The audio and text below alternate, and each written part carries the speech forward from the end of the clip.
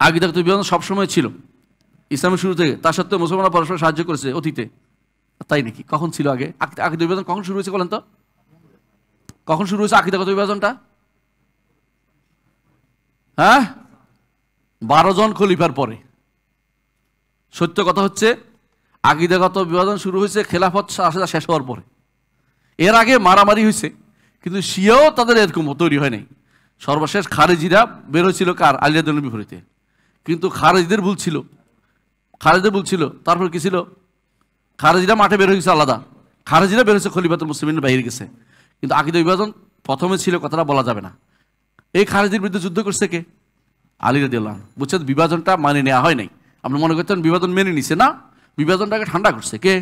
আলী রাদিয়াল্লাহু, যে এদেরকে হত্যা করতে হবে, কোনো ছাড়া দেন নাই। অথচ এরা কি কাফের ছিল নাকি? তো যে কাফের না, তারপর একজন খলিফাতুল মুসলিম, তাদেরকে যুদ্ধ করলেন কেন? বুঝতে হবে যে আকিদা বিভাজন মেনে নেওয়ার জিনিস না। আপনি মেনে নিতে বলতেছেন, কথা ঠিক না।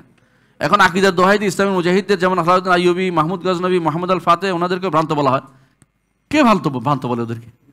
এটা একটা মিথ্যাচার করা হচ্ছে। একটা হচ্ছে সাধারণ আলোচনা, খেয়াল করেন জিনিসটা। আপনার মধ্যে একটা ভুল আছে, ভুলটা বলা যাবে না? বলা যাবে, কিন্তু আপনার ভালো জিনিসকে আমরা উল্লেখ করি। সালাউদ্দিন আইয়ুবী রহমতুল্লাহ আলাইহি দ্বীনের জন্য যে কাজ করেছেন, কে পারবে এটা করতে? স্বীকার করতেই হবে এটা। কিন্তু তার মধ্যে যে ভুলটা ছিল, ওই সময় তিনি মানুষ যারা আহলে সুন্নাহ ওয়াল জামাতের আকীদা পোষণ করে তাদের উপরে কঠোর ছিলেন, এটাও আমাদের বলতে হবে। কেন? নইলে ওইটা কি পাবে? ওইটা শারঈয়ত পাবে, ওইটাও অনুমোদন পেয়ে যাবে যে ওইটাও তাহলে শুদ্ধ। ভুল অংশটুকু ভুল বলা, কিন্তু ভালো অংশের জন্য তার প্রশংসা আমরা করি, কিন্তু ভুল অংশ ভুল বলতে হয়। দ্বিতীয় হচ্ছে মাহমুদ গাজনবীর ভুল তো আমরা বলি না কিছুই, কারণ মাহমুদ গাজনবী ছিল আকীদাতে পিওর একজন ব্যক্তি। ওরে কেউ কার্রামিয়া বলে মিথ্যাচার করে আমার জানা মতে, কারণ আসলে তিনি কার্রামিয়ার পদে ছিলেন না। বরং তার দরবারে একজন ছিল, নাম ছিল ওর নাম ছিল এক আশারি ইমাম ছিল, নাম ইবনে ফোরাক একজন ঢুকছে, তো জিজ্ঞাসা করতেছে ওনার দরবারে যে সুলতান মাহমুদ বলতেছেন ওনাকে যে আপনি বলেন তো আল্লাহ সম্পর্কে। আল্লাহ তাআলা ভিতরে নয়, বাইরে নয়, ডানেও নয়, বামে নয়, উপরে নয়, নিচেও নয়, আল্লাহ তাআলা। তো বলতে আচ্ছা, যে জিনিস অস্তিত্ব নাই এটা কেমনে বুঝাবে তুমি বলো তো? যেটা অস্তিত্ব নাই এটাকে কিভাবে তুমি বলবা বলো, ওইটা একটা সংজ্ঞা অর্থ দেখি। এবার পারে না, কারণ যেহেতু অস্তিত্ব নাই এটাই তো বলতে হবে, ভিতরে নয়, বাইরে নয়, পাশেও নয়, ডিনে নয়, উপরে নিচে নয়, এটাই তো নাই। তো তুমি তো আল্লাহকে শুধু নাই করে দিলা। এই কথা বলছে, আর ঘম ঘম করে দরবার থেকে বেরিয়ে গেছে, এবং বেশি রাগের কারণে তার সিনে পড়ে মরে গেছে সঙ্গে সঙ্গে। এ লোকে মানে এখানে তার আছে না, অনেক সময় বেশি রাগ হলে মানুষের এখানে তার ছিঁড়ে যায়। তো হ্যাঁ, রক ছিঁড়ে মরে গেছে, তার বলতেছি রক ছিঁড়ে মরে গেছে। এইটা ছিল ইবনে ফোরাকের মৃত্যু, মনে রাখবেন।